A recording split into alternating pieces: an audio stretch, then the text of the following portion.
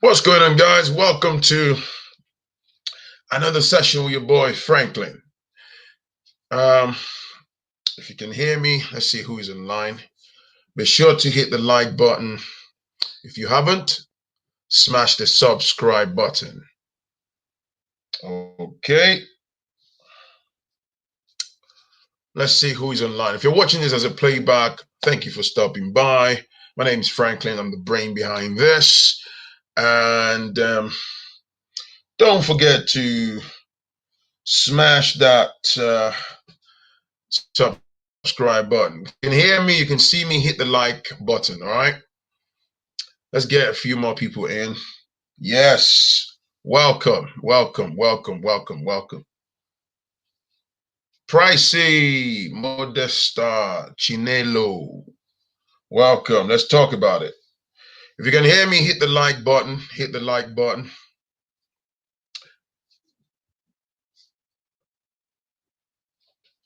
I'm fine, man. I'm fine. Good afternoon, good morning, good evening, wherever you are. All right, let's get a few more people in. It's an interesting topic, this one. So if you want to join David or Silaja, what's up, my brother, man? Yeah, am I enjoying a bank holiday? What kind of brother do, man? I'm only laying my head low. What's up, people? So, first of all, let me say thank you to one of my subscribers that triggered me to talk about, colorism. So, interestingly, I've had these in the pipeline for quite some time, but I've keep pushing it. But it's interesting that we talk about this. This is one of the major things affecting the Black community. So, anyways, let's crack on. This episode is sponsored by Sendwave. Sendwave is basically an app that you watching me, your friends, your families, can download on your mobile devices within the 2 shakes of a dog's tail, be it Android, be it iPhone. It lets you send money from Ireland, Italy, Spain, United Kingdom, United States, to Nigeria, Ghana, Tanzania, Uganda, and or Kenya. If you use my promo code Phrankleen, as my name is spelled on my channel, you get £5, $5, and or €5 added to your first transaction. All right, you can share my promo code with your friends and or families. All right, now if you're particularly sending money to Nigeria, Sendwave has got a special offer at the moment. Apart from the £5, $5, and €5 for the first transactions, if you're sending money to Nigeria at this point in time, if you send a minimum of $50, €50, or £50, a minimum of that amount, Sendwave will basically add 4.5% the value of your transaction on top of your money, which means your recipients will get a bit more money in their back pocket. That's fascinating, all right? So don't forget to use Sendwave and recommend to your friends or family. Right, now that we've gotten Sendwave out of the way, what's going on? Thank you for stopping by. Don't forget to hit that like button, okay? So let's talk about it. I'm going to start very quickly. I've got a note on the computer screen here, so it's very important that we talk very quickly about what's colorism. Colorism basically refers to discrimination based on skin color, right? And it happens amongst ourselves. If I give you, hang on, yeah. It's colorism disadvantages people with darker skins while privileging those with lighter skin. Research has linked colorism to smaller incomes, lower marriage rates, longer prison terms, you know, in places like America and stuff, fewer job prospects for darker skinned people. Colorism has existed for centuries, and in and out of, you know, particularly it's very, very huge problem within the Black America, and of course, spread across the motherland, Africa. It's a persistent form of discrimination that should be dealt with on the same level as racism in itself, right? So smash the like button, man. Come on, man. So I'm going somewhere with this. Some of you might already, I suspect you'd already have an idea what colorism is about, but I strongly believe this is one of the conversations that we need to be having as a people. All right. If you're at work and you're watching me at work, thank you for doing so, but make sure that you're not watching Phrankleen at the detriment of your daily bread, okay? You can always watch a playback of my live stream. So when I'm offline, when this ends, when you have time, you can always put your feet up with a nice cup of tea or coffee and enjoy. Don't let your employer catch you watching YouTube at work, okay? We don't want you losing your daily bread. Now,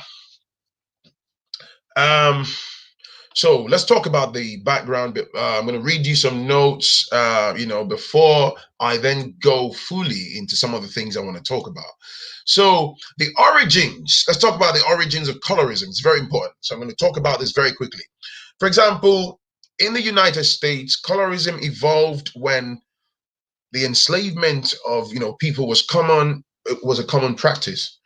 Enslavers typically gave preferential treatment to enslaved people with fairer complexions, while dark-skinned enslaved people toiled outdoors in the fields.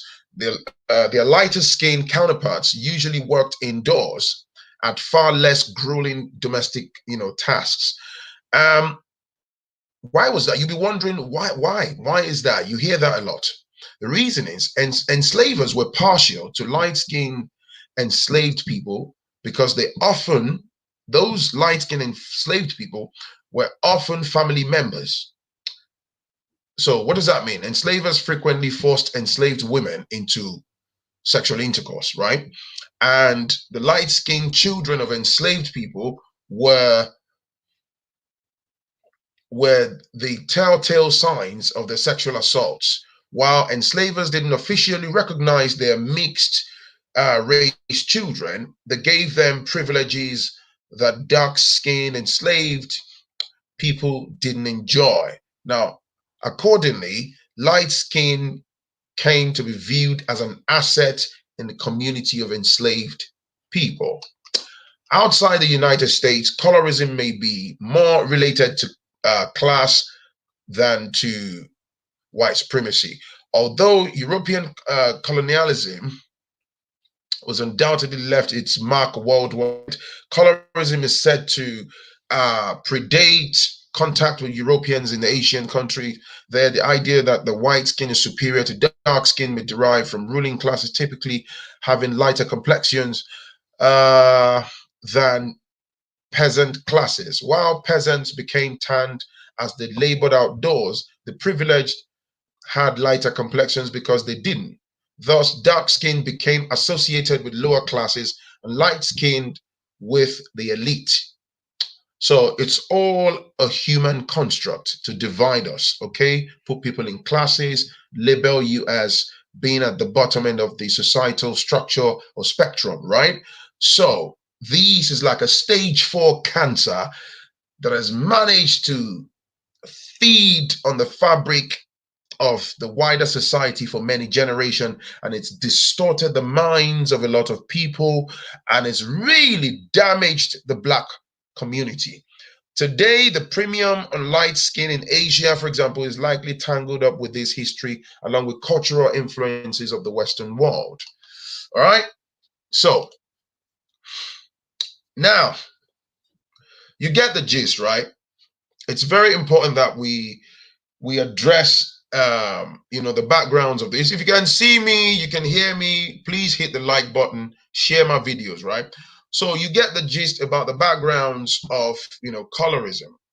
it's important that we go through the background before I then go into some other things I want to talk about. So there is right. Watch this. Colorism yields real world advantages for individuals with light skin. For example, light skinned Latinos in America, for example, make $5,000 more on average than dark skinned Latinos, according to a report.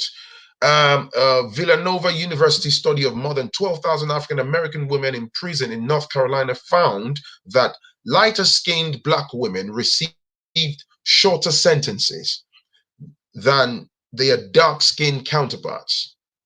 Do you see that? So you commit the same crime just because this person is light skinned, they get a shorter sentence, and this person is dark skinned, they get longer sentence. Colorism also plays into romantic realms because fair skin is associated with beauty and status. Light-skinned Black women are more likely to be married than darker-skinned Black women. We find that the light skin shade, as measured by survey interviewers, is associated with about a 15% greater probability of marriage for young Black women. Light skin is so coveted that whitening creams, that's where I'm going. Whitening creams continue to be bestsellers in the US, Asia, and other nations. Mexican American women in Arizona, California, and Texas have reportedly suffered mercury poisoning after using whitening creams to bleach their skins. In India, popular skin bleaching lines target both women and men with dark skin. The skin bleaching cosmetics persist after decades, signals the enduring legacy of colorism. I hope we're clear. So these now, so like I was saying earlier, it's important that we have a quick reading into the background. There's a lot more. You can go online in your own time, and there's so many materials that will shock you about the history and the background. So the reason it's very important is, for example, as a diasporan myself and stuff, somebody who's lived here in the West for so many years, and you see it. This is why I said in my the last live stream that I had, right? If you paid attention, if you watched me, you hear me say a lot of the things that you witness, that we see in the society, they are deliberate. If you're a white woman, you're a Black man, if you're a Black woman or Black man watching me, it's mental conditioning of the Western society that dates back from the period of slavery, that this dark skin is not good enough. They're in fact brothers and sisters. They're a lot darker than myself, right? And the society is basically impressed these on the minds of people, condition this, people this way for generations. Okay, so basically they tell you you're not good enough. Your skin is basically juxtaposed with dirt.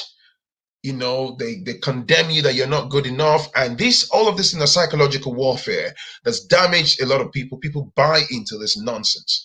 It's the same thing with Black women's hair, right?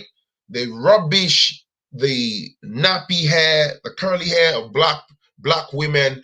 They say your hair is not good enough, and the reason they do that is they condemn you that your hair is not good enough, so they can sell us wigs. So they can make multi-millions off the hair attachments and all the wigs, and which is $1 billion industry. That's not even controlled by Black folks. But Black people are the #1 consumers of those products. Do you see how that works? So it's the same thing. Within our society, if you look in Africa, right, you find them abroad if you live abroad like me. But let's talk about Africa. Men and women using bleaching cream, young girls particularly, men, older men, young men bleaching their creams. It's inferiority complex. It's mental conditioning. it's like it's a generational problem that black women will look at themselves and they will look at their skin tone. It might be like my skin tone. It might even be a bit lighter than me. It might be a bit darker than me, a lot darker than mine. And they see themselves as not good enough. Okay. The society, like I read to you earlier, they adopt that very ugly mindset and they turn to this bleaching creams. I mean, the worst part is, we live in a digital age, where you've got internet, the palm of your hands, everyone's got a smartphone and stuff. If you go on Instagram, I'm not naming anyone particularly. If you want to join the conversation, join the conversation. Make sure, before I carry on, when you join the conversation, please laser target your focus on the topic at hand. Bang, straight to the point. Let's talk about the colorism and how it's decaying the black community. If you look on Instagram, like I was saying, within the black community, there's so many black women and men, running numerous whitening cream business, and you dare not challenge them, you dare not talk to them, you dare not engage them, ask them questions as to why they are doing this, running this illegalities. I see them as illegalities and stuff. They will tell you are hating. They will tell you you're up against their success. They'll tell you you're a bad person and stuff like that, which is not the case. They don't want to hear it. If you go and talk to them on Instagram, they'll block you. They don't want to hear it. These people, they are pretty much the enablers. They are aiding and abetting the template of destruction that have been put in place for generation by the West. So they're making money off of a template of destruction that's been put in place to condition us, to condition our people. So this is why I'm saying that we're in effect working against ourselves. So there is this sort of movement where people try to downplay it and say stuff like, oh, I'm not bleaching, I'm just toning.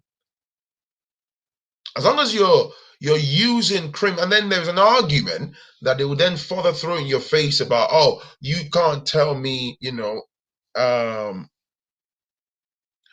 you can't tell me what to do with my body or or what cream to use and stuff like that. Let me put the link again. If you want to join the conversation, I want women, particularly women.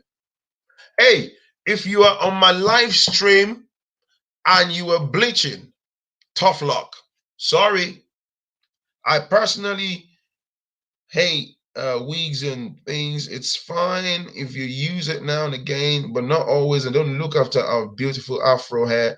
Yeah, because if you look particularly for those that live in the West, they've destroyed the morale, the mindset of particularly black women that tell you your hair is not good enough, your nappy hair, your afro. A white person tells you that they feel irritated about your hair. Your hair is a bit too much because it's glorious, it's beautiful. That's who we are. And then a lot of black women are forced to conform. They, in fact, conform in the name of wanting to keep a job. You straighten your hair, you use creams to damage your hair, and then you start wearing all these wigs so that you look like a European. If you look at the back end of those wig, whatever businesses, black people don't even own them. Yeah, it's the same with dreadlocks. They try to tell you that your dreadlocks, they don't want your dreadlocks. Who sets the standards? It's the same thing about sizes, body sizes, how women, how women look and stuff like that. Let me get somebody on. Hold on. Hello. Hello. Modesta. Can you hear me?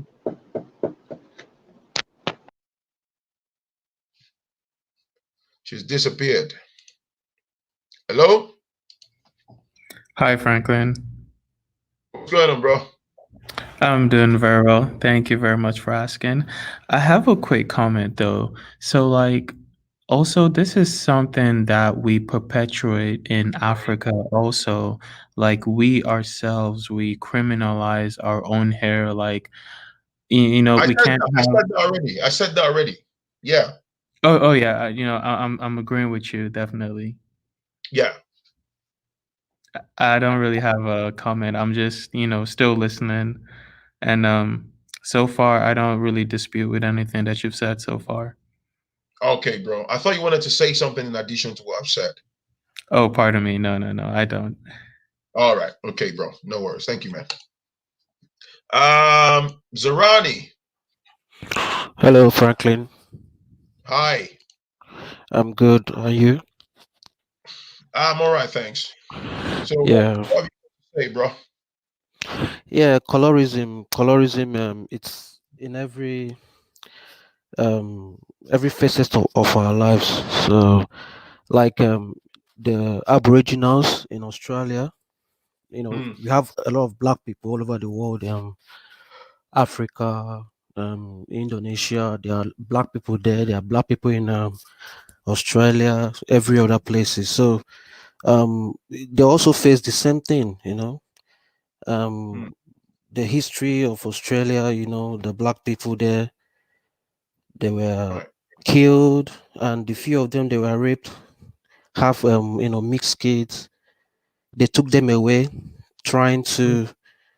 to continue breeding with them so that they can turn their offsprings to back to whites because they say their genes are very recessive.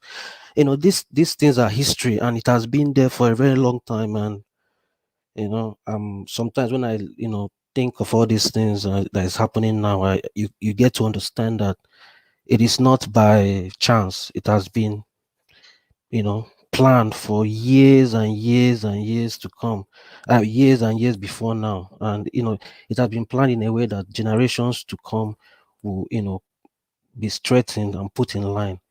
And secondly, coming to think of our hair as Africans, our hair is very beautiful. Our women should embrace dreadlocks. I have a dreadlock. I wear dreadlocks. So, Right. and I still work in a good organization. It's not like, but and there's something I understand. People of other races, they appreciate my hair. They appreciate it. So I keep on asking, why do I have to, or why, if I'm a woman, why do I have to spend so much money, to fuel their business, fuel the business of these other people that don't appreciate my hair, so that I can confirm, I can now, that can be accepted into their, I can be accepted, and these things I keep on. In fact, every day I keep on learning about myself. Every black person needs to learn about themselves, learn about their history, because a lot has happened. The stage we are now, thank God for Facebook, for people like you, thank God for YouTube. The phase we are now is just Right. learning, because there are a whole lot of people back home in Africa, they don't have access to all these channels to learn. And you know our local broadcasting, local education should start teaching people about themselves. All these the Disney and all this stuff that's happening now, a lot of people back home, they don't even know that there's songs like this that trying to project the beauty of our skin.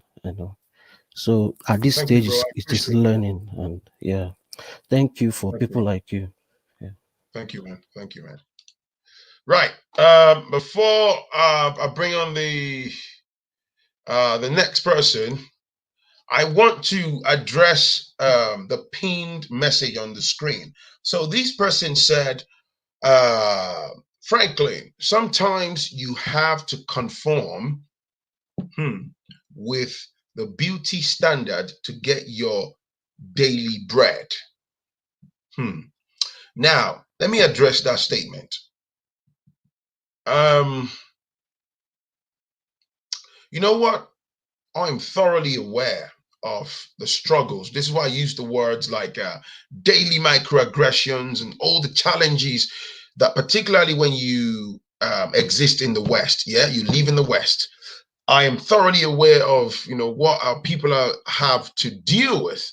But when you say sometimes you have to conform with the beauty standards to get your daily bread, you see, that's pretty much saying you have to strip yourself of your integrity. You have to downplay your values in exchange for breadcrumbs. I'm thoroughly aware that people need jobs and you want to pay bills, but it's the same way that I can use the same argument that appears to be fundamentally flawed as far as I'm concerned to say, hey, yo, man, I'm at a workplace and I've been subjected to acute racial discrimination, but hey, I have one of two choices: fight or flight, which is basically challenge the racism and perhaps have to leave the workplace and move on, or keep taking the racism, keep my head down, allow them to carry on pissing on me, ruin my integrity, strip me of who I am, my identity. Why? Because I need a paycheck.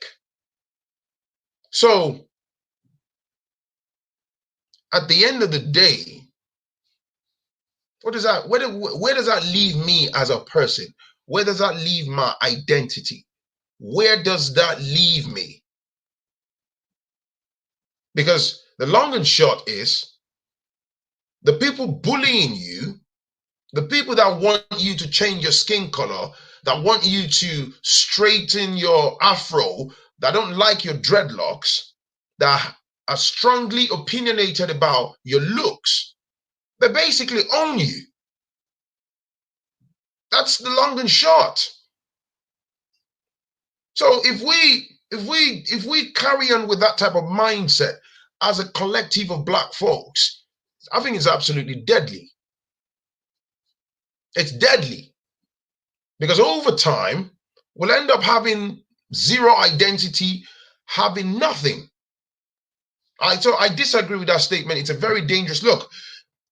You see, in a fair society, in a society that genuinely respects human rights, in a society that's a level playing field, in a society that respects people's fundamental human rights, some of the things that Black people have to do just to keep bread on our table, just to keep that paycheck coming, you shouldn't be doing it.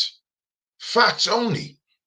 How many times do white folks have to turn up at work and they have to explain themselves because of their chosen haircut, or they have to explain their blue eyes, or they have to explain their green eyes? How many times do white folks have to fight, jump over hurdles because they've got tattoos on their body? That's all I'm saying. Let me bring the next person on, man. Hello. Hello, Phrankleen. It's Jules. Hi. Hey, how are you? So, very, very interesting topic. As you can see, I've got short hair. I'm as black as it comes, and nothing will stop me from being who I am at work. I mean, I just saw that post that you just left here, and it's really, really annoying because we kind of lose ourselves if we try to conform into who they want us to be. So how do we tell our children about our culture, who we are, what we do? For me, it has to be with your work. Like I said, I've just been promoted. It was just out of the blue. And it's not because I had long hair, as you can see. I don't have long hair. It's not because I've bleached my skin, as you can see, I'm dark. It's because I'm doing my job. So for me, that's what I expect everyone to see. But then again, though, this bleaching, this weave, it's like a business now in Nigeria. Have you seen Instagram? Have you seen all the celebrities in Nigeria? All they do is bleach the skin, wear wigs, and they think it's how we should be to be accepted. It's not. Yeah. We really, really have to change our mindset. We really have to be proud of where we're from. We're Africans. We're not white or Asians or whatever. We're Africans. Okay, yeah, we're all here trying to work, make our daily bread and everything else. It's normal. That's what everyone, that's what we do to survive. But we must not lose ourselves. That's what I tell my kids. I said, in this country, you're black, right? I said, that's what they see you as. I said, but you must not lose who you are, the African in you. That's what I tell them. Yeah. So it's kind of a shame that we don't appreciate this color of our skin, our natural, beautiful hair. It's kind of sad, really. But yes, you're right. We sometimes, some of us sell ourselves to conform, and the thing is that they won't even accept you. As simple as that. They won't accept you. So I just think, love yourself, know who you are, know your job. Be eloquent, be educated, know what you're doing, and whatever comes your way, tough. That's just how it is. Fantastic. I'm African. Even my accent is African. My name is Jude Omadoye with my native name. I'm not changing my name to. So for example, sometimes if someone asks me, "Oh, what's your surname?" I spell it, and they say, "Oh, how is it pronounced?" I pronounce it the proper Nigerian way. I don't put any slang on it. You understand? The proper Nigerian way. If you can't pronounce it, tough. Because I can pronounce your name. How come you can't pronounce my name? So I just think that we shouldn't sell ourselves. Of course, we're here making our money, but we should not lose who we are. Look at many Black Americans are going to Africa wanting to understand the motherland, and we are throwing hours away. Come on. But anyway, sorry, that's all I have to say. I've been ranting along now. So, but like I said on your post, I've got short hair, which everyone can see. I've got literally bald head. I don't wear a wig. I just put gel and I go to work. That's who I am. End of story. Thank you, Joyce. But thanks anyway. Yeah, thanks. Yeah, thanks for putting me on. Take care. I'm watching. Hello. Hi, Phrankleen. Hi. Hiya. Yeah, good afternoon. Thank you so much. Thank you for addressing, what somebody said about we need to do this and that for our daily bread. Thank you so much. That was just making me go crazy. Yeah, because if we because if we keep saying, this is how they want it, this is how I'm gonna give it to them. No, then you're gonna lose who you are. If you have your dread, rock your dread. If you're black, rock it. If you're green, rock it. Like somebody said, they don't change their colors. They don't change. They travel everywhere and they don't change anything about them. But we go somewhere and we try to change who we are. And some people will tell you, "Oh, putting a baby at your back is uncivilized." And I'm like, "What?" Yeah. I'm like, "What? What are you saying? This is my baby and this is my back. So what else do we have to do?" So how can you say, well, I have to bleach my body just because I want to be accepted? How do you even keep that up? And these wigs are not cheap. Oh yeah. Do we even think about that? And everybody would just want to follow. They want to follow, and they do all sorts of crazy things just to meet up to that standard. And I think our parents should address that with their young, children. Start telling them how to love themselves. Well, unfortunately, some of those parents you said as well, they have twisted minds. Some of them spend their younger years bleaching as well. So it depends on who the parent is. True. You're unfortunately you're very right. Yeah. You're very right. And one more thing I want to address.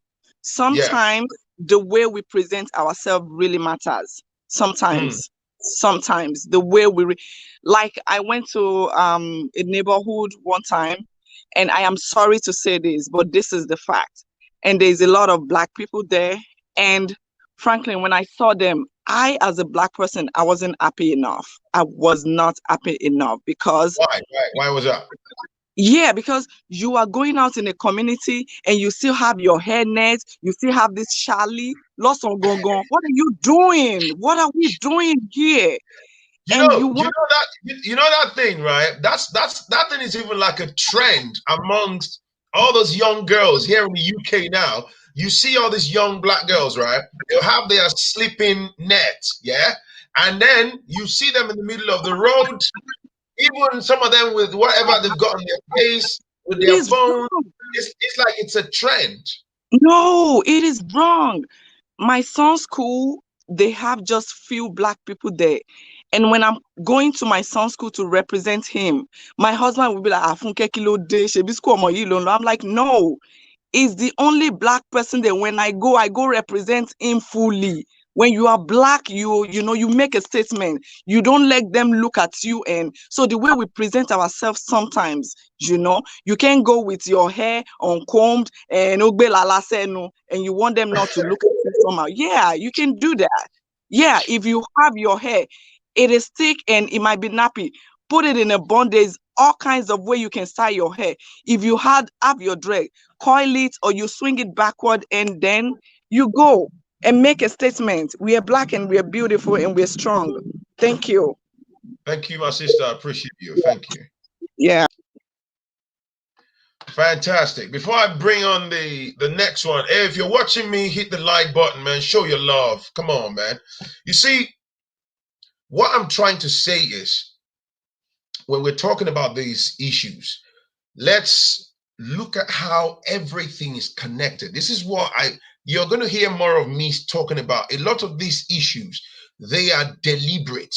They have been put in place for generations. If you look at the wig industries, they're not, black people are the pinnacle of consumption and buying all of these things.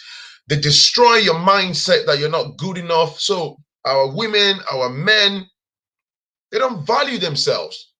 They don't value their skin tones. So when somebody is managed to mentally condition you, and then you buy into that toxic narrative, then unfortunately you pass it on to the people around you, your children and stuff. Like that lady was saying just now, unfortunately we have women in our community, like elderly, older ladies in our community. I've even got some in my own extended family, like aunties who are older. You expect them to have matured minds, but they themselves have spent their younger years bleaching, and they look miserable now with the bags under their eyes. Looks like a damaged leather bag. The skin just looks wrinkly and dead because they've spent years bleaching and bleaching. And I always say something, man. I always say something. I'm sorry to say this, but I will say it. My wife can bear me witness. I always say this. I wonder how men sleep with women that bleach. Because I see some of these women, you see them with the skin, and I'm like, yo, how do you even get sexually attracted to this? And vice versa, it's the same thing as the men as well. Like you see them with their miserable looking skin tones, and I'm like, yo, how do you even get? But of course, that's never mind, man. Just ignore me on that, man. Let me see if I can bring the next person on.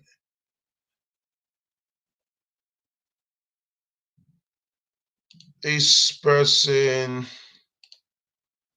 let me. Trevor. Yeah, hello. Yeah, hi, Hello, Trevor. Phrankleen. You know, I just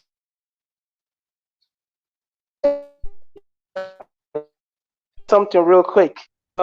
Yes, I please. understand.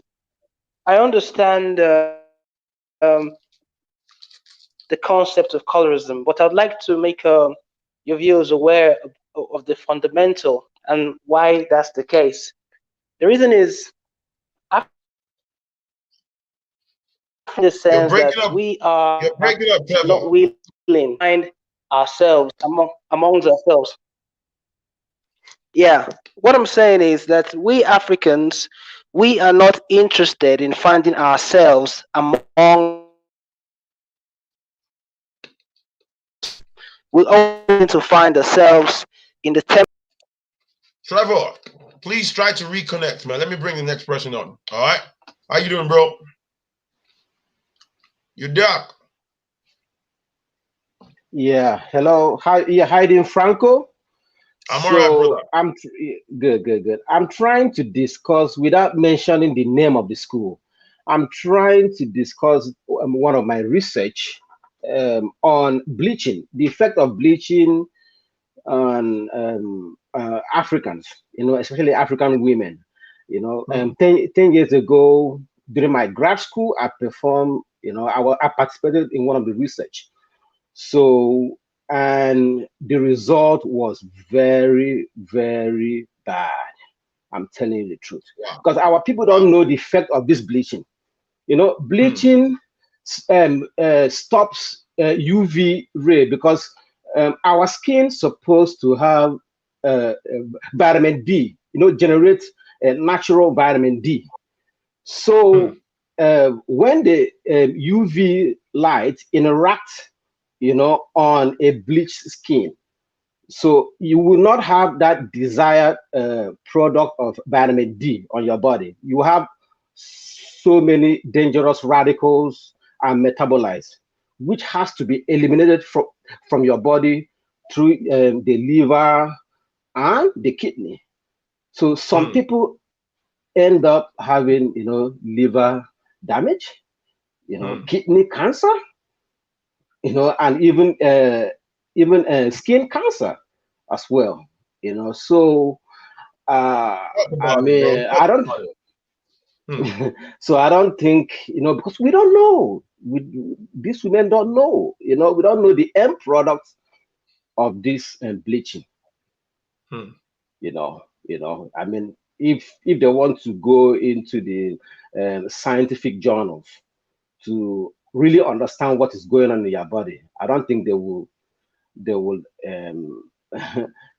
even encourage anyone to bleach their skin. So hopefully Thank you, one my or brother. two I appreciate people. Yeah. Thank you.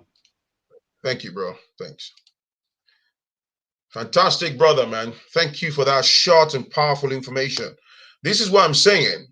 People, you see, due to lack of education coupled with mental conditioning, everything is controlled by the West. All the things controlled by the West is just managed, it's just marked, for damage.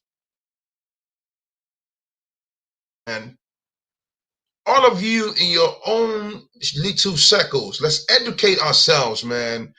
Tell particularly the younger ones with young and impressionable minds, let them know. Like that sister said earlier, if you go on Instagram, for example, most of the females in these Nollywood industries, particularly these Yoruba actresses, man, my goodness, all these people, the only thing they do is selling bleaching creams. And I look at this heightened scale of self-sabotage. Like, they are cashing in, misleading people, whitening creams, all sorts of dangerous creams with no proper research, with no credible background. They mix that nonsense and they lie to people that having a light skin complexion is like the ultimate achievement in life. Who told you this nonsense? But of course, this is why I read you the notes at the start of this stream, that these things are generational.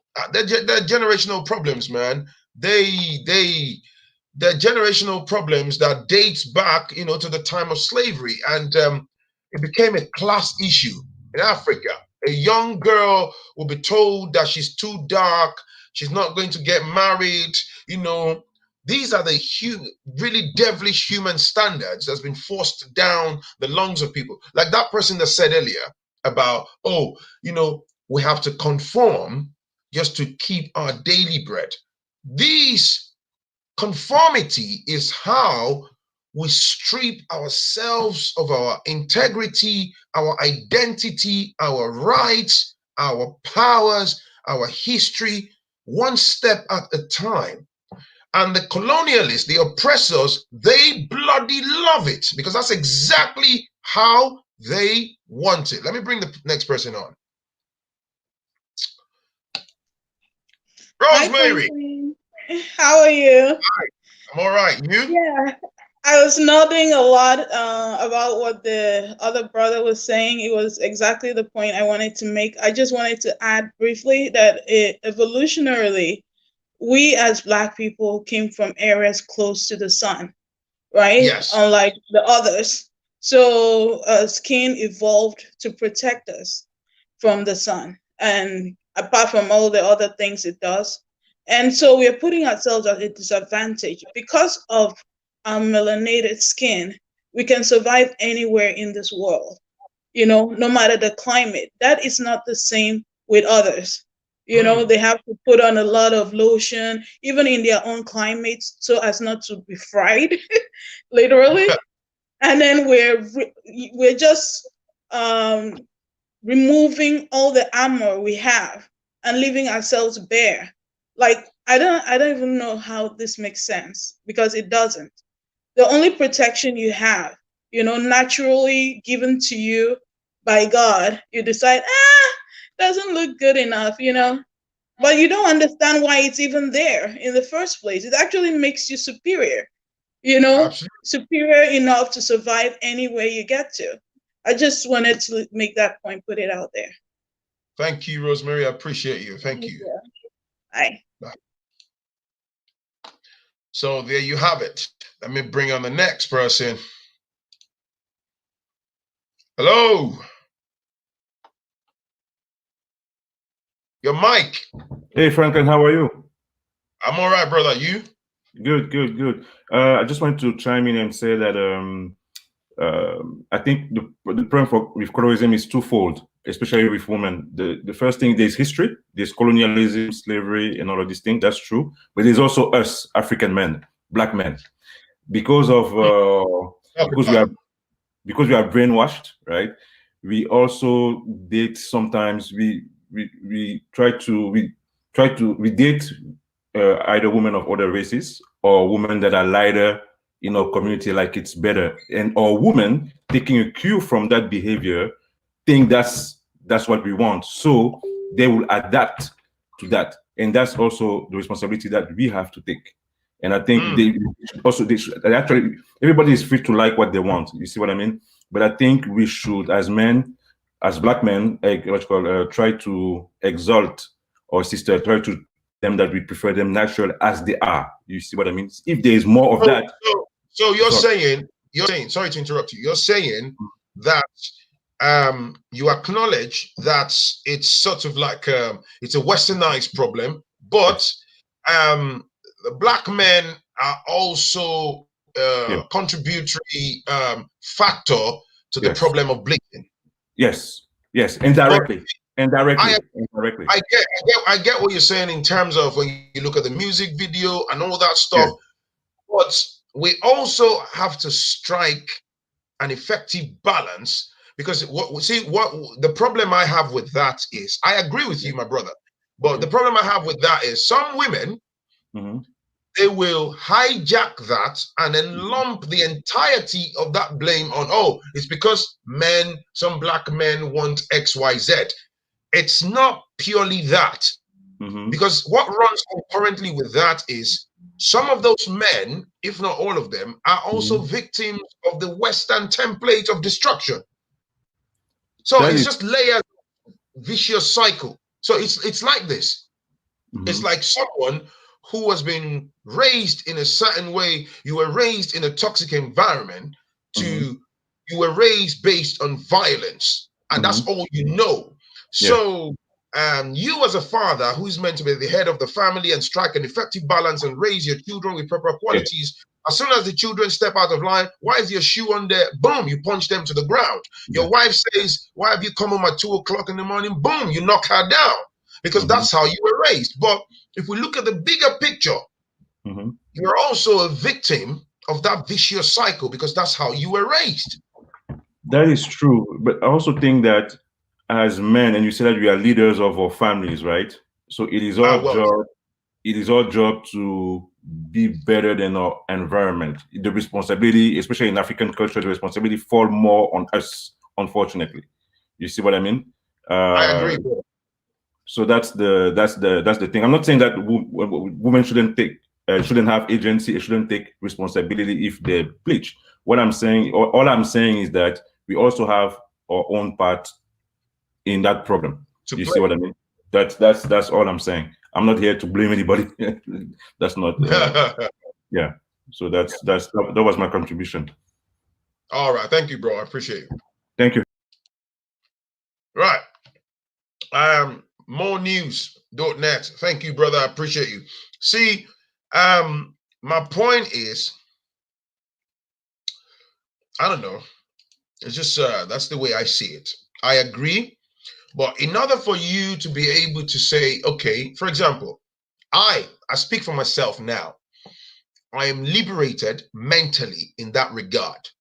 So if I was to be, I'm having a conversation now with a bunch of people watching me. So I'm able to have this healthy conversation because I know better. So if you sit in the midst of men who prefer a woman that's bleached from head to toe, those men require liberation. You can't even start to talk to them about responsibility. Oh, why do you want a light-skinned girl? Because why? The Western template has absolutely destroyed their mindset. They can't give you a cogent reason why there is something wrong with a dark-skinned sister that clearly looks beautiful, why they prefer a light-skinned person. I had a friend a while back where we were having a conversation and somebody was just saying, somebody sat adjacent to me and the person was banging on about, dude, when are you going to get married? Blah, blah, blah, blah, blah. We were just having a laugh, right? And then he was like, I met this lady and he spoke nicely about this sister that, you know, she was great. She has a good job. She's educated, blah, blah, blah, blah. I then chimed in and said, dude, so what's wrong with her then? And then he's like, she's not light-skinned. I cannot make this up. Said I prefer a light-skinned woman. And that was where I'm like a dog with a bone. That's where I latched onto the rest of that conversation. We almost broke into a fight because I didn't back down. I absolutely destroyed him. Said, because I just had to call him names that I can't mention on here. We're childhood friends. And I said to him, if you are looking for a woman based on skin tone, you are just you're just a bloody idiot, really. And he got angry because it makes no sense. You said you dated someone for a couple of years and the woman is educated, she's great, she's this, she's that. If you want to remain single, that's a personal preference. But then when you say the only reason why you chose not to be with that woman is because she's not light-skinned. That's a man who's, is mentally destroyed. And unfortunately, that doesn't stop him from busting out a bucket load of sperm if he gets between a woman's leg. Does that make sense? So how do you begin to help that type of man to unlearn, especially when he's not even prepared to glean those factors, man? Lendu, thank you for the super chat, man. Do you get what I'm saying? So it's about education at the end of the day, because a lot of these things, it's like religiosity. I would always say that it's been passed down generation after generation and it's destroyed so many people, man. Let me bring on this person. And D. Hello? Are you there? Hello, can you hear me? Loud and clear. Can you hear me? Oh, hello there. Hi. Hello, Phrankleen. Thanks for bringing me on. Yeah, I just wanted to contribute to the discussion at the moment. Sorry, my daughter is in the background. I'm trying to hide somewhere. That's fine. Yeah. That's fine. Right. I think first of all, like the other callers mentioned, we also have to take responsibility. You know, we have to look inwards. So if we claim that we now know better, I think we should spend less time pointing fingers because we know what the scores are. Let's now start reflecting. This bleaching cream of an issue, it started a long time ago.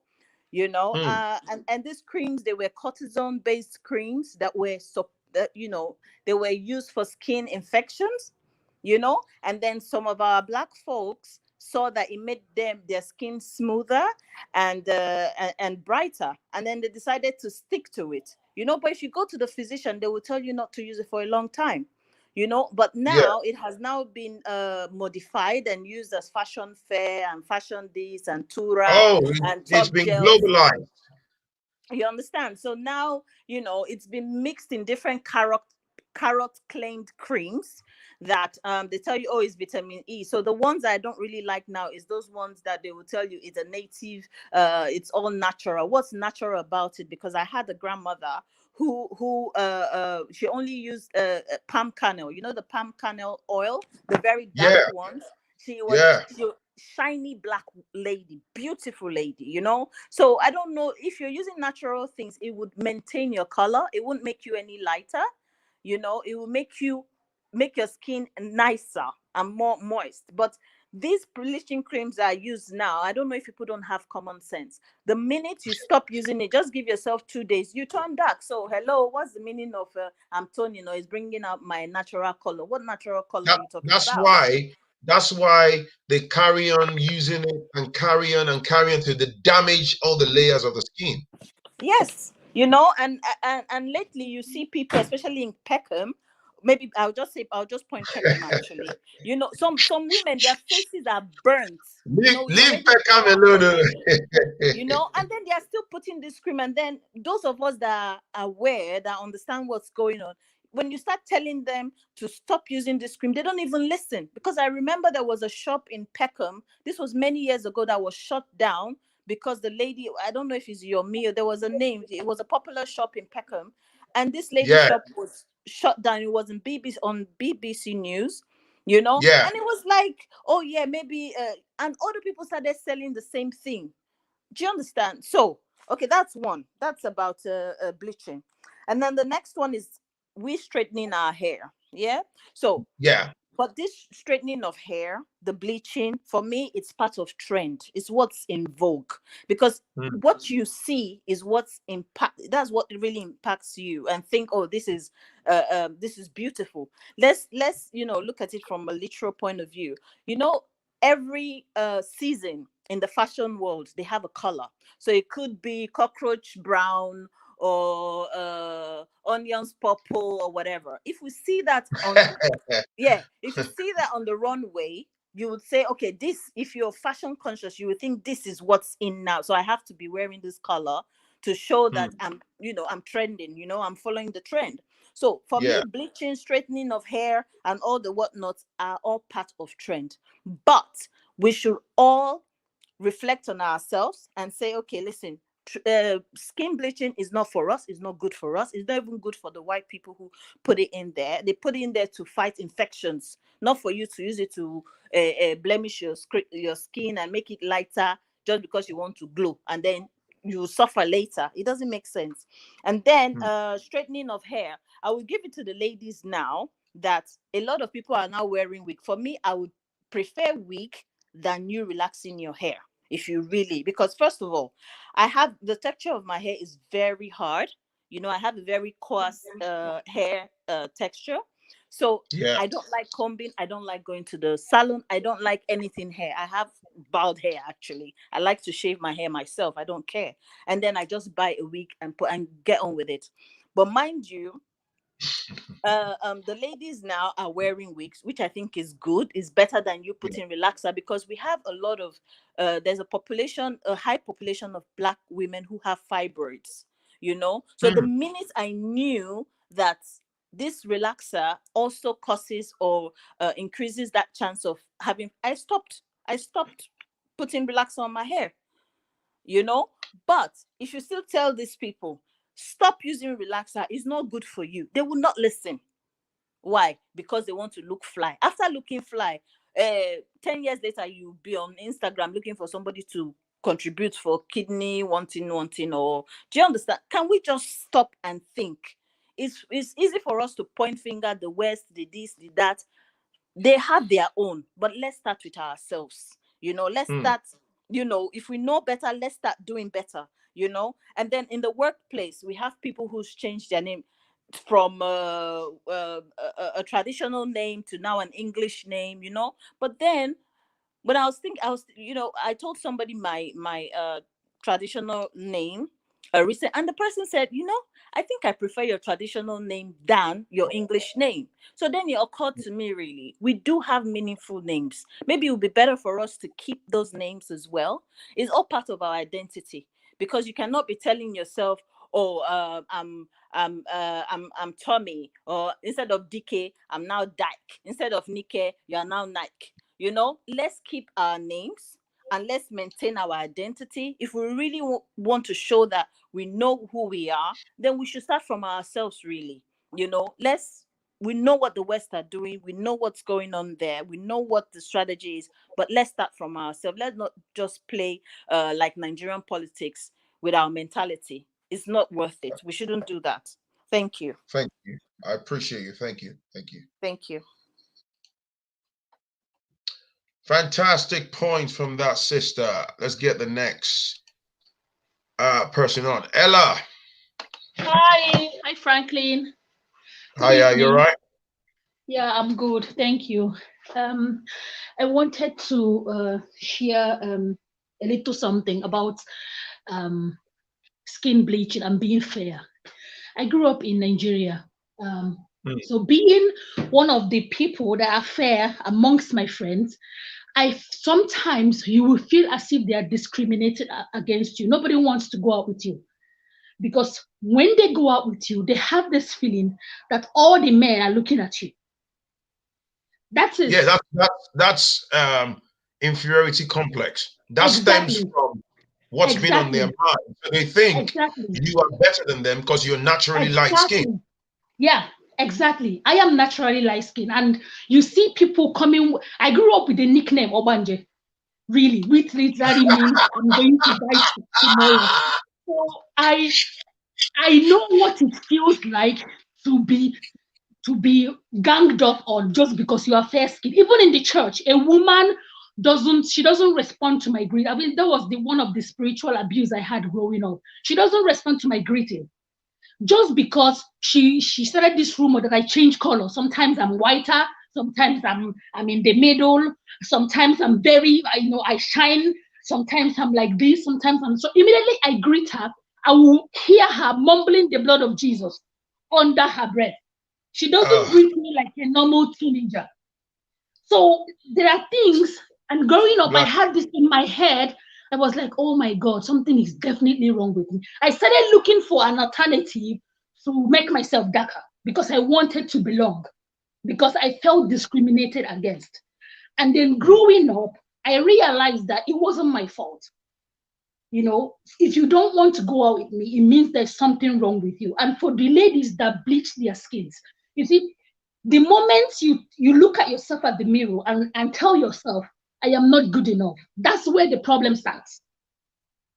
The moment you look at yourself at the mirror and then you tell yourself, I need to tone myself, I need to do this, I need to change this, I need to perm this and perm here and perm here, that's where the problem starts. And it always starts with that inferiority complex, because you think that because I am fair, that somehow I have more superior gene than you.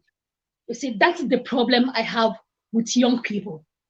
You see, and from changing that, you change your tone. From toning, you enter bleaching. And from bleaching, you can even decide to enter bleach your eye or something like that. So it's a thing that's, it's a vicious cycle. Can I ask you a question? Can I ask you a question? Yeah. I get what you're saying about your friends and how they discriminated against you and stuff. So I want to see if there is a flip side to your experience. So put those friends aside. I get what you're saying about them. Did you get any extra attention from men, from the brothers, because you're light skinned? I did. Aha. See? I did. Did you That did is you what like I did. you like the attention?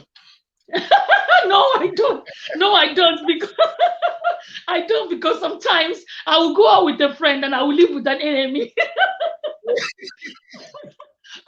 I don't really, I wouldn't tell you that I felt flattered, but at a point I started losing friends, So I would go out with a friend to go drink, or have a good time with the boyfriend, and I would leave with a phone number behind. Somebody would just say, "Oh, me here," and take money. So when I show it to that friend, she would like keep malice, and the rumors will spread that I belong to some sort of secret charming society or something like that, which was so bad. So nobody wants to go out with me. Nobody wants to bring me to their husbands to be. Nobody wants to introduce me to anybody. It was that bad. Yeah, it's sadly, like they say, you're a product of your environment. So people, unfortunately, a lot of that, I mean, this is multifaceted. We're talking about colonial constructs that destroy people's mindsets, and then you're talking about that is also mixed with a high degree of illiteracy, and then from that stems from illiteracy, which is what breeds fabrication of lies and superstitions and all that stuff. So if you are amongst friends, like you said earlier, and maybe a couple of guys just take shine to you because you're bright, you're brightly colored amongst them, they will allude to the fact that you're probably possessed or you're using some dangerous, evil spirit, blah, blah, blah, which is nonsensical. Even, this is what I'm saying, that the problem is layered. What we are saying is a man should be able to look at a light-skinned woman just the same way that same way you should be able to look at an equally, how do I say, a dark-skinned woman, and if you're attracted to that person for whatever reasons, great stuff. But the idea that a light skin is better, that's just wrong. It's the same because it's the same way that we as Black people generally, like we that live in the West, you walk through the door somewhere and they already have a preconceived notion about you. They treat you all because you're Black. Yeah. They've not given you the chance to open your mouth or introduce yourself or tell them if you can do the job. They already have just shut you out mentally, and that's that. So it's the same way with colorism, but that sits in the core of our society, as Black people, which is causing a lot of problems, which is why a lot of dark-skinned ladies and men as well are turning to all the bleaching and, and all that stuff. But thank you anyway. It does. Thank you so much, Phrankleen. Thank you. All right. Thank you. Bye. So let me see. What's up, bro? Hello? Hello? Hello? I can't hear you, bro.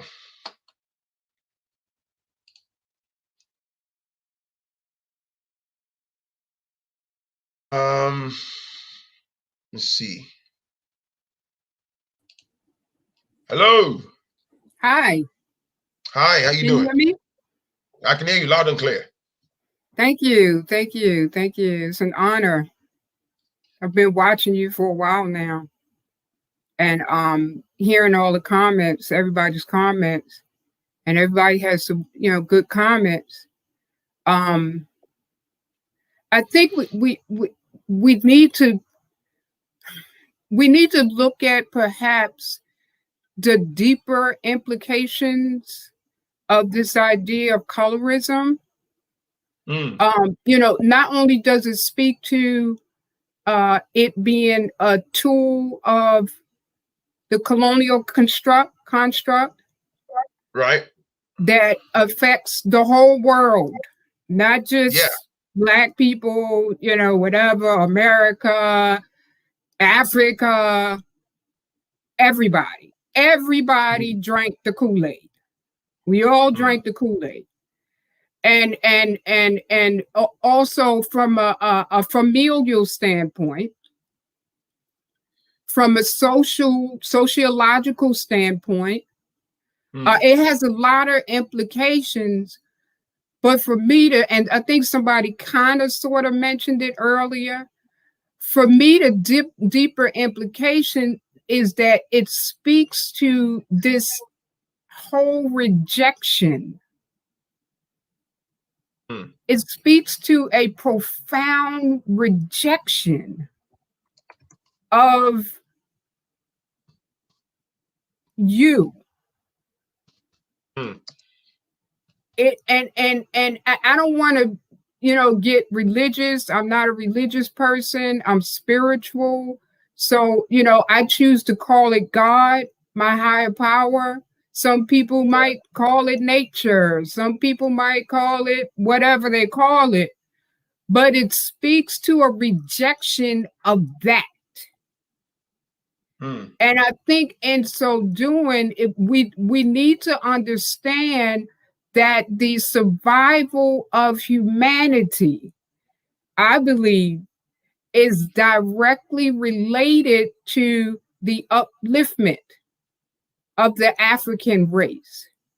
And so when we reject ourselves as Africans, whether we're in Brazil, America, United Kingdom, however we reject ourselves, we perm our hair, we straighten our hair, we use bleach, it's so many different ways we reject ourselves.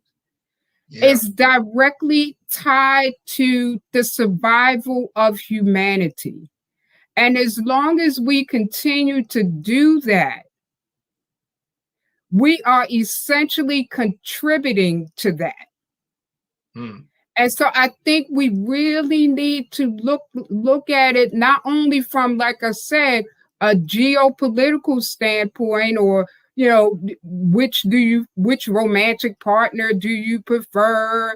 There's also a financial, economic implication. I mean, it's so many implications to it, but at a deep, deep, deep level, it speaks to the rejection of myself being made in the image and likeness of God. That's it, real simple. And the more I do that, the more I contribute to the death and destruction of humanity. I'm talking about humanity from a species standpoint. And we're seeing it now. We're just kind of slow walking towards it. And yes, the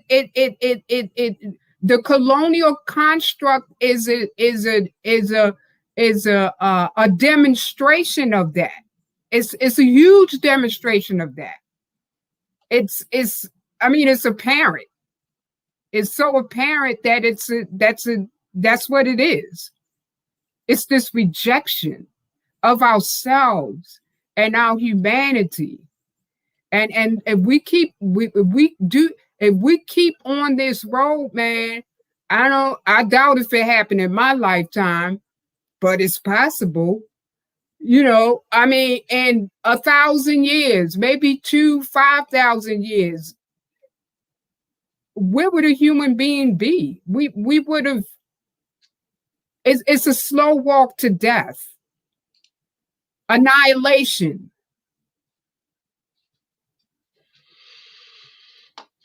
And it speaks to some other things, but we don't have any more time other than that. So I'm just real passionate about the survival of human beings being directly tied to the upliftment of Africans. And I wish we all would see that. That's why we need to, white and black. That's why we. I'm sorry. Say that again, Phrankleen. I'm sorry. I said that's why we need to, keep on educating ourselves and hope that people would learn and improve on the mindset. Yeah. Thank you. Anyway, thank you. Thank you. So Let me bring on the next person. Hello. Hi. Hi, Hiya. Phrankleen. Hi. Can I speak on the aspect of hair? Because I think that's part of our identity. Go on. Okay. I moved to Europe, and then the first shock was I couldn't find a hairdresser, because in Africa, you walk outside, there's a hairdresser ready for you. Right. So, and then when you're in Africa, we are not really taught how to take care of our hair. So when you come here, they call your hair shaggy, nappy, whatever. But then luckily the internet sensation of uploading videos, then you started seeing people with your kind of hair. Then you start to learn. And then you join what they call the natural hair movement, and you return natural. But as you return natural, there are still those comments within the African society who are asking you, are you poor? Don't you have money for the salon? Because you're fixing your own hair. You're doing things for yourself. You're not leaving that to somebody else who is going to ruin your scalp, break your hair, give you skin conditions, because not many people know how to make hair, but they're not so good at hair care. And then that's why you're seeing so many of us African women have their hair start at the middle of the head, because we've lost our hairline in the front and in the back. So I think it's also a mindset that we all need to like change who our circle, and educate them about such simple things as simple as hair. I used to go out in just my natural hair, and I used to receive so bad comments. And I'm in an all-white society, or you find somebody just coming up to you and grabbing your hair. That's not, you know. So we've come a long way, but I'm hoping that more people can return natural and get to know their hair before they can give up the responsibility to somebody else. Because as soon as you sit in the salon's chair, you have the authority or the control. You can tell them, no, the braid is tight, or I don't want it that tight, you know, all that kind of thing. So yeah. But thank you for letting me join. Thank you. I appreciate you. Thank you. Right. Let's see. If you want to join the conversation, I can bring in a few more people. Right, Samuel B. Hey, what's hello, up, Phrankleen. bro? How you doing, I lost brother? you earlier. So what do you think about the colorism and how it's affecting the Black community? I think it's a general, it's not just the Black community and everything, because I want to talk mostly on the mindset. And one of the things I want to say about is that you see, there's this what you call the mirror test. I tell people this: stand in front of a mirror, ask yourself this: if you had God powers, what are you capable of? If the honest answer is you're capable of anything, let that be position where you realize that anything is possible. This conditioning that has been done by people who have been empowered, people who are at the top echelon of the pyramid of authority, is exactly what's going on. It's been there from what's been in the past, the way things, language, tradition, all the ideologies, that it's just conditioning that has been going on, and it's still the same thing that is going on right now. Personally, I tell people, when you start before a mirror, you can honestly tell yourself that you can always tell yourself that you're capable of you that you see. One, self-love. You start self-love for yourself. Two, you realize that you see, if you are capable of anything, someone else is also capable of anything. Two, you will not to take things out on people because you are also capable of anything. Three, also you'll be able to realize that you see that number one, you'll be able to realize to trust in yourself, believe in yourself. I remember this question I asked some preacher someday. I said, why is it that God did not destroy the devil? And I asked him, I said, see, why is it that he sent him to hell to go and manage hell, to manage hell and to torment us right now and everything? Because guess what? The devil was God's first creation. He was first son, first creation. Does a father kill his own son? No. If a father doesn't kill his own son, then also take yourself back to that same Bible that talks to you about the story of the girl's son. When he returned back, this is father welcoming back. I tell my people, hey, see, you know what? That same Bible that said the word of God is the inspiration of God's word in man's own man is a factor there. You put that in mathematical equation, man is capable of selfishness. Man is capable of changing things to suit his own benefit. If you can use your, I see, that same Bible talks about your talent. The one given talent that God has given man that separates you from any other is that. Bro, your connection is really bad. Hello? Hey, I don't know how to pronounce your name, but let me tell you, there's no such thing as colorism. Phrankleen, how you doing, brother? How you doing, brother? You from the UK, right? I'm all right. Yeah. Okay. Let me ask you this question. Give me a definition of what an African person is. A biological definition. Well, in the simplistic version of an African person, someone who hailed from the motherland, the continent. Okay, you gave me a geographical definition. Give me a biological, give me the traits, the phenotypical traits of a African person. What are you driving at? I'm driving at you're talking about races, right? Right. The African group is a race, and thus it has traits, as does the European race, and as does the Asian race. So I'm trying to figure out if you're talking about self-hatred or you're talking about this fallacy, which we call colorism, which is actually people trying to include multiracial people within the African race, and then trying to play some psychological games to try to figure out how do we include these people within the group when they're actually not part of the group. Right. So what exactly is your point, bro? I get what you I get what you said just now. So what are you driving at? Are you against the topic or are you trying to add to it? I guess both, because I think that the whole idea of colorism is a fallacy. Because you're saying that, like, I just saw this thing just pop up. So I'm trying to follow. Are you saying that there's something called light-skinned Africans? Because that would be incorrect. Wait. You just said the whole idea of colorism is a fallacy. Is that what you said? Absolutely. In what regard? This is why I was asking you, what's the definition of an African? Because if you're including multiracial people as African people, then from that point, you're going into this dude right here, man.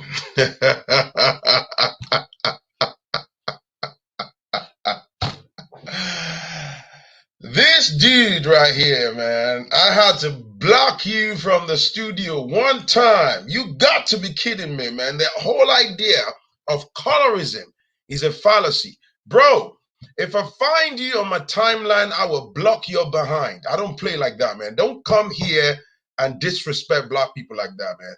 You need to go wash your head in the river, man. You gotta be crazy, bro.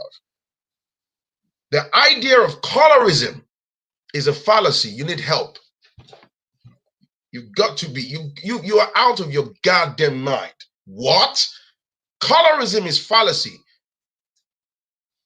Man, I wish I could lie you down butt naked and whip your ass with a leather belt. What do you have to do? Oh my goodness. This is holy moly. He just said colorism is a fallacy. Fallacy means what? A lie. Goodness gracious. He sounds like a white dude. Huh. Are you talking about colorism? It sounds like a white dude. I wish I said, oh snap. Oh my God. Brother, Or maybe it's just woke. Yeah, racism is, oh my God. Anyway, you know what? Let's say, yay. Moses, what's up, bro? Hey, Franklin, what's up? How are you doing? I'm all right, bro. Oh my God. So this past call, I think he had a point. I mean, you did not hear him out, but I think he was referring to something. So what he's saying is that people who are mixed, he was referring to them as not being part of an African race. Which to me, I got him. He meant that, for example, I mean, in Africa, let's take an example of a country like South Africa, where you have these three division of I don't want to call them races or what, but you have white, you have colored people, and then you have black. So in South Africa, those three societies are very, very distinct, and I think this is what he was referring to. But if you go to other countries, I disagree. You see, let me say something, my brother. Look, if somebody has not said something in law, never ever say you think this is what you're doing now. You're probably just trying to do a damage control on behalf of a random person. Don't sell somebody else's narrative as what you think it should be. See, the guy is on the timeline. He's already calling me names. You see what I'm saying? Let me look for him, man. Let me look for him, man. Let me look for him, man. Let me hold on, man. Where is it? Give me a second, my brother. No problem.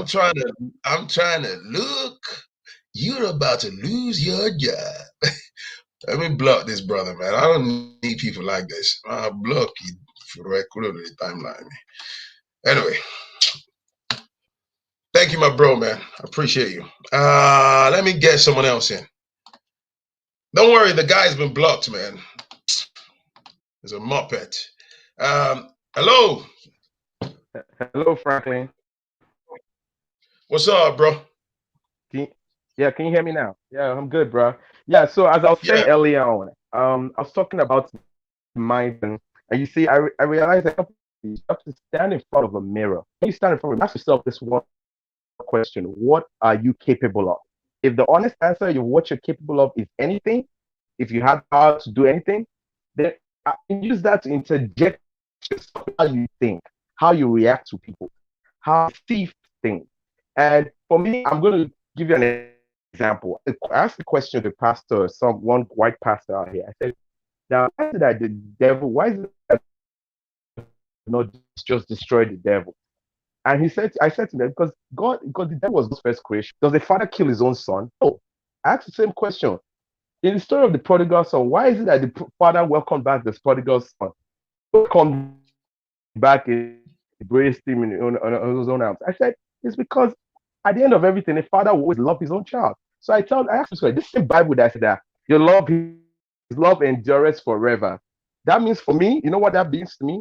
That means to me that there is no condemnation even unto any man. Because he has said in his own word, that same word, that in your mother's womb, I knew you. So he already knows what you're going to become.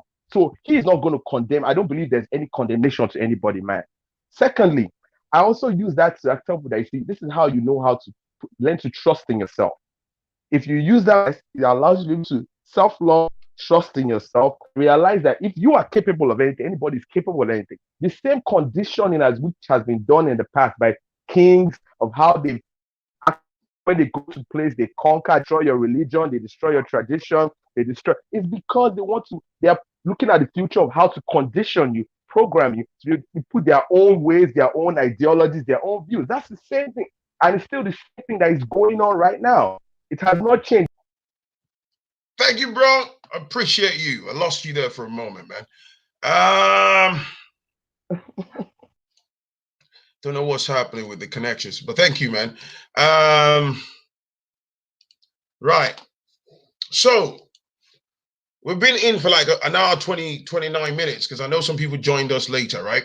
So just to recap very, very quickly, we're talking about colorism. When I started the show, I basically took you through the history of colorism and stuff, and how the mental conditioning has run across several generations and has destroyed people's mindset, okay? Dark-skinned people amongst our community are seen as not good enough, particularly amongst women. Light skin is seen as better, which basically has forced people into the idea of skin bleaching and whitening. It's the same thing with our hair, where they tell you, who is this person, man? Who is this person saying there is no free speech on this channel? What's wrong with you, man? Who are these people? Okay, these channel, let me sell it to you, man. Let me educate you, my brother. These channel, okay? I've got nothing but love and respect for everybody that come on this channel, all right? And I'm the same person that says people to come and express their views. You don't have to align with mine and stuff. But I am so pro-black. Colorism is fallacy. It's not just a slap on Frankleen's face. It's a slap on the entirety of black people. Okay, my brother?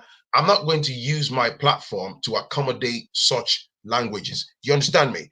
Or when people come here and then you indulge in personal attacks or you call people names on the timeline, you get blocked. That's not what we do here. You understand me?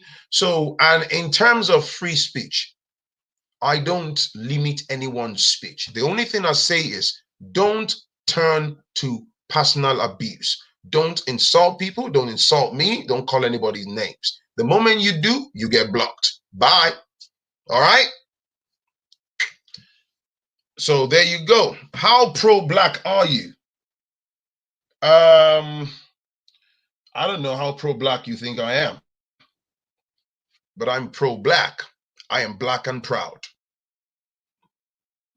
So there we go. Hello. Hello, Phrankleen. Can you hear me? How you doing, brother? You're right. Yeah, this is the first time I'm calling into a show, by the way.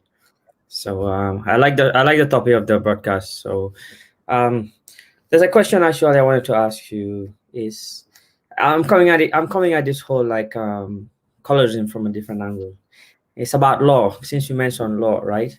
Because one thing I realized is as much as it's important to educate people about self-hate, I think it should be done from the ground up, from since elementary school, because the problem comes from early age with whitewashing of television and media and a whole lot of things. Yeah. Barbie dolls and all of these things, myself included. I've watched so many white cartoons. Like, if I didn't have a little bit of common sense, I wouldn't be able to snap out of it. So I was thinking, instead of just focusing on the moral parts of it, just telling people it's bad or not, because people are going to do what they're going to do as long as it's within the bounds of the law. They like it. Do you think it will be effective, since skin bleaching creams, most of them, from what I'm seeing, is actually detrimental to your skin? So since drugs and alcohol are actually forbidden based on what part of the world you are in, why not put skin bleaching creams in the same category and see if that works? Because that's the only way you can tackle it without it being some sort of human rights thing. Because the West is going to clamp down on it. Once you start telling people you can't bleach your skin, or you can't, because you can't tell people to love people who are lighter.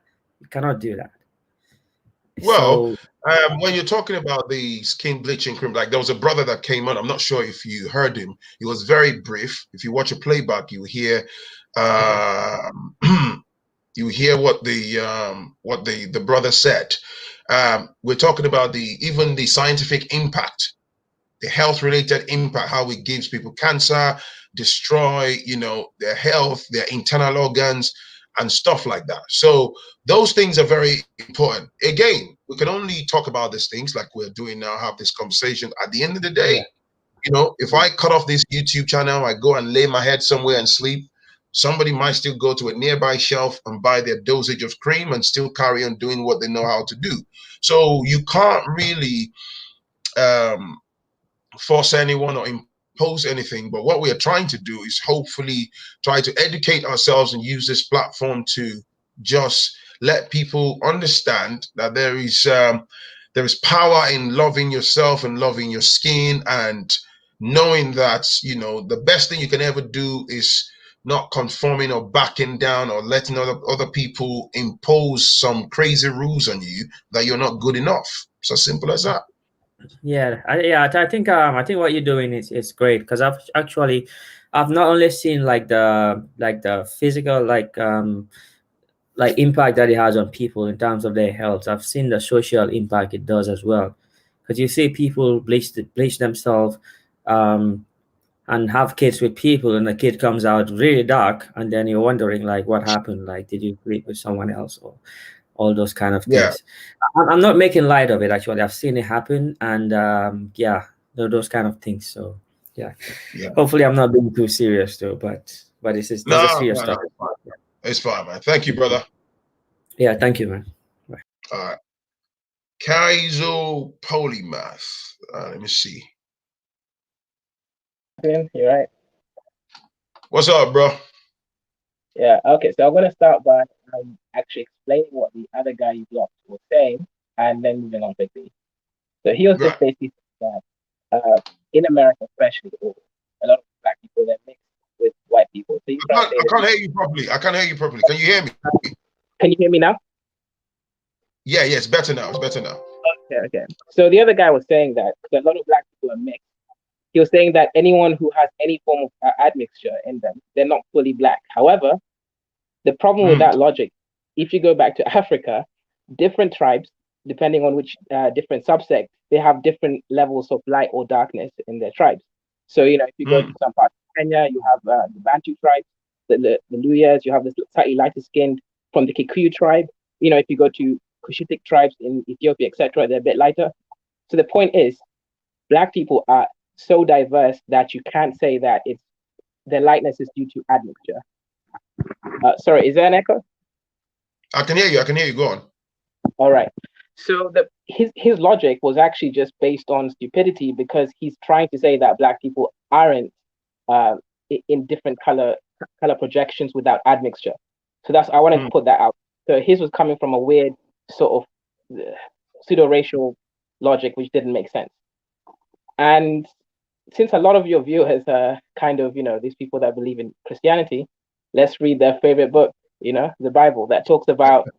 My man, you're gonna get me in trouble now, but go on anyway. Go on. Since we're talking about freedom of speech, go on.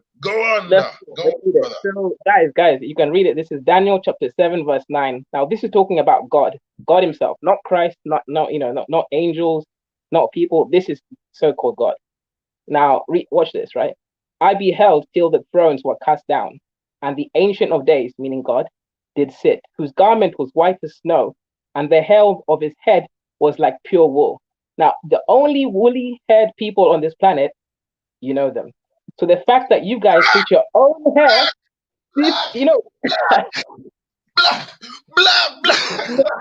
God Himself has kinky, woolly hair. You can read the Bible yourself. This is King James Version, Daniel 7, verse 9. So, this whole idea of, kinky hair is kingly hair, this is legit from the Bible. And if we're made in the image of God, like Adam was, from the soil of ground from, Africa, East Africa, this is talking about the black man. So you guys literally are descendants of God as you believe it. But the way you read your Bibles, the way these pastors tell you, they always skip these verses. And you're wondering to yourself, you're like, oh, God is a spirit. God doesn't have a body. It says He has a body. He's got garments and He's got hair. Woolly hair, guys. That's in the Bible. Read it yourself. Now let's read one more before I leave this, guys. Now this is talking about. Right. Oh man! These guys, they believe in this thing so much, but they always miss these verses. Now let's talk about Christ. Let's see how He looked like. Okay. So this is Revelations chapter 1, verse 14. His head and His hairs were white. Okay, so He's got white hair, like wool. And His eyes were like flame of fire. And you know how, when people drink alcohol, and I don't need to go there, but they get red hair. Now watch this. Now I'm going to skip to verse 15. And His feet were like fine brass. Brass is like bronze, golden color, right? Now watch this. I say burned in a furnace. So type in burnished brass on Google. You literally see a dark brown skin. So these gods of yours, as is in the Bible, is depicted as black people. Now, you can take that how you want, or you can be like, no, you can argue how you want. But the point is, kinky hair is kingly hair. Now you got to stop this nonsense of trying to look like any other person apart from yourself from this world, and just choose to love yourself. Because the only way we can get through to these people, Phrankleen, is by using their own logic. We can't use abstract logic on them. It won't work. They'll keep, like the other guy who came here. He was reading some random verses that made no sense. No hate on the brother. I'm just saying it was just this is what they believe in. So this is where we got to attack them from. So I hope it was useful. Listen, I owe you bottles of drink, brother. Thank you, man. I appreciate you. Yeah, no problem, man. No problem. Peace. All right. Hello. Hello. Can you hear me? I can hear you. The last caller just schooled me, and right now, I don't know, my brain is spinning. Honestly speaking, it just schooled me, and honestly speaking, he is telling the truth. He's telling the truth because he read from the book, our so-called book, the Bible. Give him praise. Honestly speaking, I really want to throw a little light on this bleaching stuff, skin toning and whatsoever. I used to have a friend that herself and her hairs, they parted ways, and the guy got married, and the girl, all of a sudden, this dark chocolate skin girl, when I saw her next, she was looking a little bit lighter. And I asked her, what's your problem? Why are you bleaching your skin? She told me that my boyfriend left me for a light-skinned girl.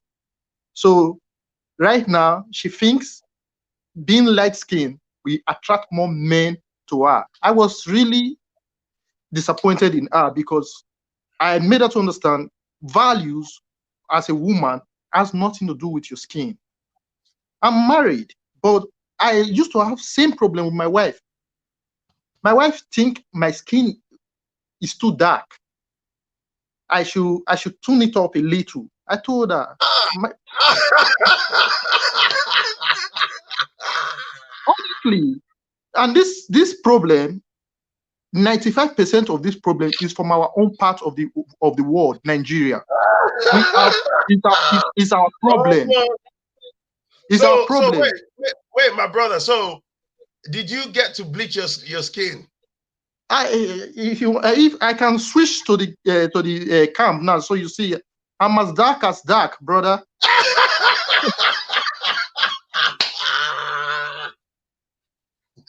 Holy moly! Go on, man. Go on. So, as I was saying, Nigerian people, we are the ones with this biggest problem, because I happen to be with other Africans, the Senegalese and Gambians. You see their women dark and pretty. You see them, because I base in Italy. If you see a Senegal woman that is here for 20 years, she's still as dark. But if you see a Nigerian girl that just gets in after 6 months, you'll be shocked to see what she has turned herself into. Because they think they want to blend, they want to westernize. They think tuning your skin will make you automatically become a white woman. Well, you are dark. That is the truth. There's nothing you can do about it. The only thing I don't accept, when they say you are a black man, I tell them I'm not black. I have a chocolate skin. Don't just tag me black. I have a chocolate skin. Yes, but sir. The truth is this problem, the biggest part of this problem is from Nigeria and Ghanaians. Every other part that I've come across, every other part of Africa, because I personally don't demarcate Africa as a continent. I see Africa as a country. To me, Africa is not a continent. Africa is a country. But as soon as we realize that Africa is a country, just as we have the Yorubas, the Igbos, the Shekiris, and the Benin. That is how the Wolof, the Zulus, they are also our brothers. Bro, can I ask you a question? Can I ask you a question? Go you ahead, know what you said earlier that I mean, jokes aside now, because that really struck me, that you said your wife said that she felt like you were a bit too dark and stuff. Did that worry you in any way, shape, or form? Did you feel bad when she said that? I felt bad for her, not for me. Because you knew I was dark before you agreed, before you said yes to me. So I felt bad for her. So did you manage to convince her, or let her understand better and stuff? Yes, though it took years. So I started schooling her, try to make her understand that this is our skin. This is who we are. No matter how you tune up, the white man see you as a black person. There's nothing you can do about it. There is nothing you can do to convince them or to make you feel among. You are not part of them. You are not part of them. Though I try my best to socialize a little with them, but I also make sure that there's a mark there. Sometimes when I'm talking with my boss at work, sometimes it comes up with, if you have an opportunity to change to a white man, I always attack him. Capital no. If I come back to this word a million times, I'll prefer to be a black man. Yes, sir. I'll prefer to be a black man, because black is strong. Black is everything. Black is life. We don't need Viagra. The black man. we don't need. You should see my wife.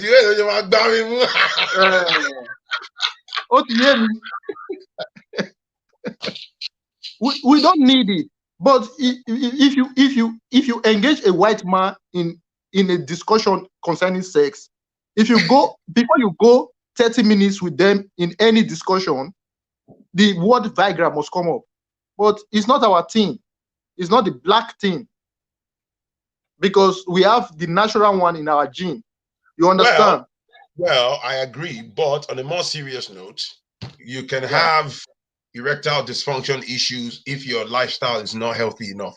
So yes, that's true. Lifestyle it's not we're good and all that, but we also can have health issues, diabetes and all that if we drink too much and too much. Yes. But of course, when it comes to taking the sugar walls, we are gifted from it. But at the end of the day, my point is it's high time we start schooling our Nigerians and Ghanaians, brothers and sisters, because this thing is not just for the female. If you come to where I am, Italy, even the guys, 85% of the black boys here, they are all, I don't know what to call them, because they think they are finer, but to me, they disgust me. They think when you tune up, you are finer, but to me, it's annoying. It's annoying because you see them after some time, probably they've married, and because in the process of trying to attract more ladies, they tune up. So when they get married, they slow down. Then after they get married, they slow down, have 1, 2, 3 kids. When you see these brothers, they look like roasted plantain, and you just get angry when you get to see them, because at the end of the day, they've done a lot of damage to themselves, and also it has health complications. That is where they fail to see it. The health aspect of it is something that I don't know if I'll call it ignorance, or I don't know the right word to use, but man, our brothers, our sisters, they lack a lot, especially the ones in Europe. Because Thank you, my brother. I've only lived here. I don't know. So please, I think we should continue in this conversation and see how we can share, because most times when I see any topic that fascinates me and I know that there's a brother or a sister that is lacking something, what I do normally, I'll just share your videos. I'll share. I don't know if they watch or not, but that's what I do. I use even now. 85. My wife was even suggesting that she was having a challenge. She said, I want to send Phrankleen a message if he can advise me. And I said, please, if you do. Yes, because 85% of, yes, I'm telling you the truth, because most of your videos I've used it to school her. She's not seeing things better. Hey, Mr. Phrankleen. Hey, boom. The Phrankleen thing now in my house is a household thing, because I've put up most times when I just want to pass a message, probably I've seen the live section before, but because I want to drive a message to her, I'll watch the playback when we are sitting together. Then she gets to pick though I've seen it before, but I just want to drive a message across. And most times, if it's coming from someone else, it sounds a little more better. Yeah. So when you drive your points and she gets to listen, and then we make it a discussion. Then at the end of the day, she gets to understand that this is where I was coming from. Probably, maybe I don't know how to transmit the information very well. Which your station, which your channel helped me to do better. So I would say I appreciate that too. Thank you, my brother. Thank you, man. I appreciate you, man. Thank you so much. Those are kind words, man. Thank you, bro. Thank you. Thank you so much. I think. Right. Those are nice, words from that brother. Thank you. There's a message on the screen. All you roasted plantains on this time. Phrankleen, you're going to hell. All you roasted plantains on this timeline. I freaking love you, man. What's up with that? Yo. Oh my days. Listen, man. Look at this comment. Phrankleen is colonizing this brother's home. How can I colonize a black brother's home, man? Oh my God. I appreciate everyone. Listen, it's been an amazing session. Thank you for the super chat. Thank you for supporting my channel. Look, let me just say finally, for those people that say, Phrankleen, why did you cut off this and this? I said it already, okay? Look, the more the merrier. I appreciate everyone's contribution. I have never projected myself as an epitome of knowledge, and I don't curtail people's voices. Please notice the way I run my channel. If people come on here and they're disrespectful, start calling me names, or you come on here, you make a comment that I regard as disrespectful to the wider black community, especially if it's on sensitive topics, I'll take you out. That's the way I operate, okay? I can see you on the street, we can shake hands as men or as man and woman and talk it out, but I don't want my platform for disrespect, people coming on here, or you are in the comment section abusing women or abusing men. I believe we are grown-ups. We don't have to all agree, okay? Everyone free to express themselves, but please, let's just show love and, let love reign, man. That's what it's about. There's a brother or somebody called Ayo. I timed you out because you're being rude, all right? But I love you anyway. I love you. Thank you for taking the time out to come and be rude on the timeline, okay? But at least I showed you love. Come back on the next session and hit the like button, hit the subscribe button. I love you, man. Jules, everybody that's contributed, I appreciate you. I love and respect you. Thank you for the super chat. If you want to support, you can do it via Cash App. You can see it on the screen. # Phrankleen, paypal.me/I'm peculiar. All right? Have a nice day, and I will definitely catch you in the next one. All right? Peace and love, man. Bye-bye.